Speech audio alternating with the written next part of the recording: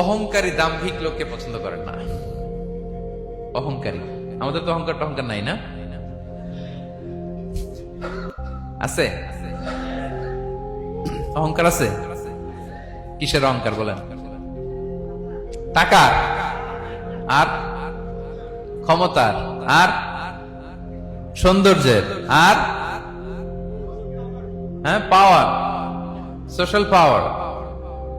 এই যে অহংকার, অহংকারের খাঁচা থেকে মুক্ত রাখো আমাদেরকে তুমি প্রভু হয়ে। পড়েন আমিন। এটা একটা ভয়ঙ্কর খাঁচা। আচ্ছা, অহংকার করার আমাদের আছে কি বলেন তো? কিছুই না। আল্লাহ বলে ওয়া খুলিকাল ইনসানু দাঈফা, তোমাদেরকে আমি দুর্বল করে তৈরি করছি। আমরা দুর্বল, শুধু দুর্বল না, দুর্বলের ঘরের দুর্বল। আমার বাপ ছিল দুর্বল, আমার দাদা ছিল দুর্বল, আমরা 14 গোষ্ঠী কি? হাল আতা আলাল ইনসানি হিনুম মিনাদ দাহরি লাম ইয়াকুন শাইআম মাযকুরা। আল্লাহ বলেন একটা সময় ছিল উল্লেখ করার মতো তোমার কিছুই ছিল না। আজকে তো এত লম্বা চড়া মানুষ, আমরা কিছুই ছিলাম না। আল্লাহ বলেন হাল আতা আলাল ইনসানি হিনুম মিনাদ দাহরি লাম ইয়াকুন শাইআম মাযকুরা। তুমি কিছু ছিলা, একটা সময় কিছুই ছিল না, উল্লেখ করার মতো তুমি কিছুই ছিল না।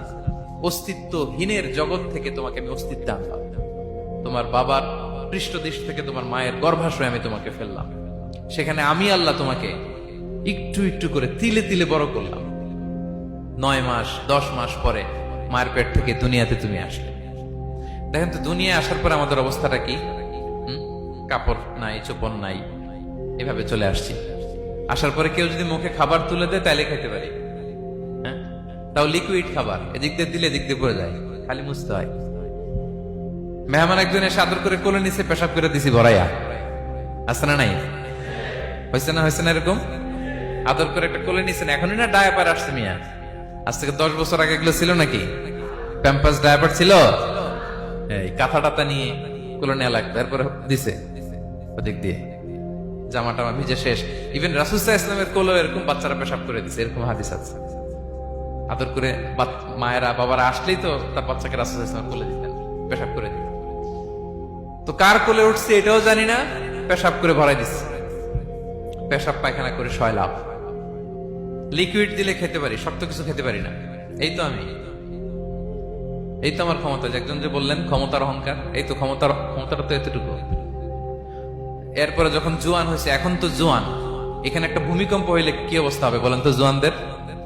হ্যাঁ, কাঁপতে কাঁপতে সব শেষ। একটা ভূমিকম্প, একটা তুফান হলে ওটার বিরুদ্ধে দাঁড়াতে পারি না।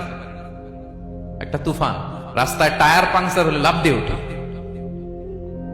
ক্ষমতা আমার নাকি ক্ষমতার অহংকার?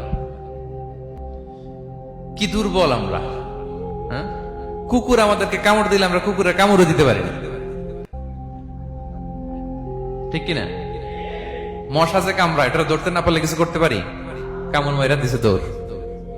বল্লা পোকা এটা যদি কামড় দিয়ে দৌড় দিয়ে কিছু করতে পারেন? তো কিসের ক্ষমতা আপনার? এরপর আবার যদি 70-80 বছর হায়াত পাই, আবার আগের মতো যেখানে বসি ওইখানেই ডাইরেক্ট, আছে না নাই? বয়স যখন 80 হয়ে যায় আর থাকে শরীরের কন্ট্রোল, আবার যেখানে বসে ওইখানেই পেশাব পায়খানা।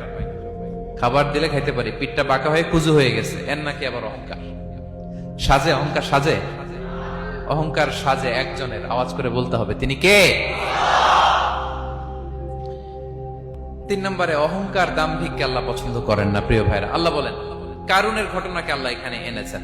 আল্লাহ বলেন ইন্না কারুনা কানা মিন কওমি মূসা। কারুন ছিল মুসা আলাইহিস সালামের কওমের লোক, মুসা আলাইহিস সালামের কাজিন ছিল মূলত। কারুন নামে একজন সম্পদশালী ছিল। মিশরের রাজধানী কায়রো থেকে 100 কিলো দূরে ফাইয়ুম নামে একটা জেলা আছে, ওখানে তার বাড়ি ঘর। আমি দেখে এসেছি, কয়েকবার গিয়েছি। তো ফাবাগা আলাইহিম, সে মানুষের উপর চড়াও হলো। ওয়া আতাইনাহু মিনাল কুনুজি মা ইন্না মাফাতিহাহু লাতানু বিল উসবাতি উলিল কুওয়া। আল্লাহ বলেন এই কারণকে আমি